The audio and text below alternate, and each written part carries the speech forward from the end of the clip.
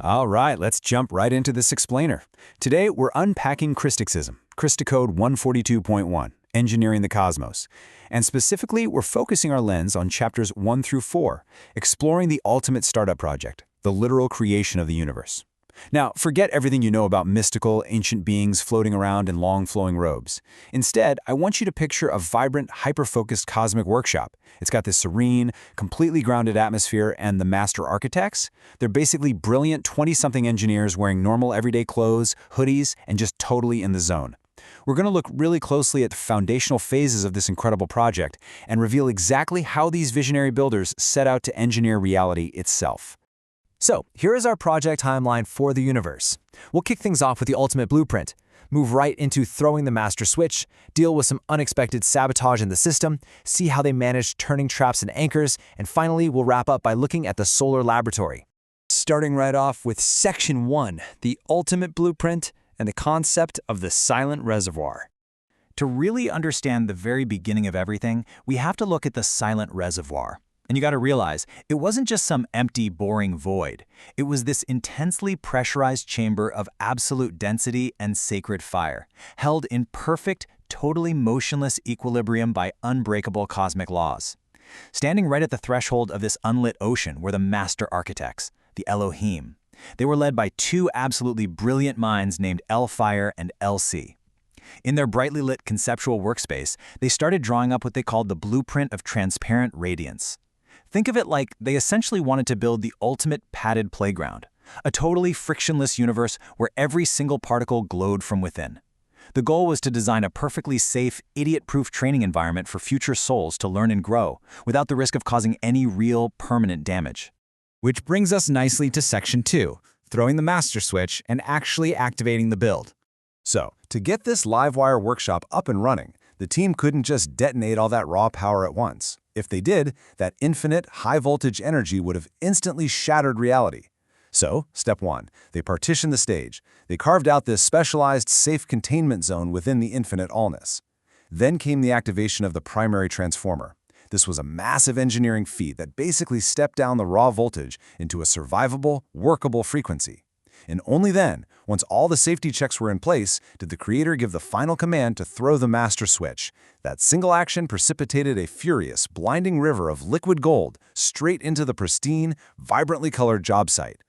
And the output of that first strike, it's honestly fascinating.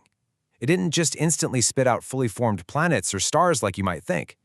Instead, it produced these microscopic dual-nature energy spheres called ergs of light. But here is the wildest part. Time and space weren't just these abstract, inevitable laws of physics that happened by accident. They were literally installed as insulation. Think of them as a planned latency in the system, kind of like cosmic bubble wrap, designed specifically so that untrained souls wouldn't instantly detonate reality with a single stray, unrefined thought. And as the ultimate failsafe, the engineers installed a piece of internal software called the Cristic conscience inside every potential soul, basically an internal governor to keep things in check. But of course, no massive project goes perfectly smoothly.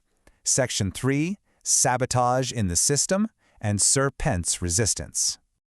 Enter Sir Pent. You can think of him as that rogue, highly capable tech bro engineer who firmly believes testing environments are for cowards, and he just pushes unapproved code straight to production. While the core team was all in on the transparent radiance playground, Sir Pent completely disagreed. He thought a totally predictable, frictionless universe lacked the actual weight of true experience. His argument was, without struggle, there's no actual growth, period. So he wanted a heavy, opaque design, one defined by density, resistance, and raw, unpredictable challenge. And he actually made his move, outright stating, "I'll clutter your divine currents with space garbage." He splashed what the source material vividly describes as sticky tar directly into the pristine data streams. This caused the pure, flowing light to clump up and stagnate. In cosmic terms, he was literally coding the very first shadows and physical friction into existence. He deliberately corrupted their flawless blueprint because he wanted to force future inhabitants to deal with real-world hardship. So what do you do with a catastrophic glitch like that? Section 4, turning traps into anchors. This is the macro build pivot. Now, instead of deleting the rogue glitch and starting over, the project managers actually pulled off the ultimate engineering pivot. First, the team deployed the Emerald Matrix, which was this massive energetic scaffolding. When Sir Pent tried to crush this invisible nebula by freezing fluid light into points of infinite density, literally creating black holes designed to devour everything in sight, the Elohim didn't even panic. They just grabbed those traps of infinite density and brilliantly repurposed them as galactic anchors. They used the immense, destructive gravity of the sabotage to spin the unseen substance into beautifully organized spirals. And that's how we got the very first galaxy. This brings us to a really profound engineering philosophy that came entirely out of this crisis. The resistance is now the structure. When the master builders ignited the great central sun, Sir Pent tried to smother its light entirely with this massive wall of vibrational static. But, applying the principle of divine equilibrium, the team simply used his darkness as a literal lens. That suffocating static, it became a focusing ring, tightening the scattered cosmic rays into precise, laser-focused beams. The very sabotage that was meant to break the project became the exact foundational tool that built it. Let's zoom in on a specific case study to see how this worked locally. Section 5, the Solar Laboratory. To see this macro build pivot in action, we can look at the Greenhouse Project. When Master Foreman, Helios, and Vesta arrived at their designated coordinates, they found Sir Pent had already squatted on the site. He'd piled up a massive trash wall of dark matter just to block out the light. But instead of spending eons trying to clear it out, Helios and Vesta simply used his blockade as a pressurized containment field. They detonated a massive solar flash right inside it, effortlessly organizing the chaotic debris into a swirling protoplanetary disk. They quickly and flawlessly zoned this new system. Rocky worlds accreted near the heat zone, while massive gas giants were placed beyond the frost line to act as silent sentries. Then, they swept all of Sir Pent's remaining space garbage outward, compressing it into an asteroid belt and an Oort cloud. They masterfully twisted his own wreckage into a physical Zen defense grid, a literal shield that buffers our inner system from deep space interference. And the ultimate result of all this incredible cosmic push and pull is Earth. But to truly test the souls arriving here, it wasn't made of pure light. It was engineered with an incredibly demanding ratio, 75% dark matter density and just 25% glow power, or internal radiance. That 75% density was entirely deliberate. The architects purposely used the heaviest, most stubborn materials Sir Pent introduced to build Earth as a highly specialized, high-resistance training ground. It is, essentially, a cosmic weighted vest. The resistance itself became the primary teacher for anyone trying to navigate this environment.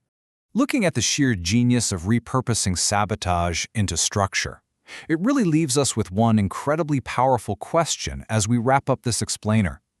Can you maintain your inner light, your own transparent radiance, when 75% of the world you inhabit is engineered shadow? So the next time you face heavy resistance or hardship in your own life, remember, you might just be in the solar laboratory, and that weight is absolutely there to train you. Thanks for exploring the cosmic blueprint with me today.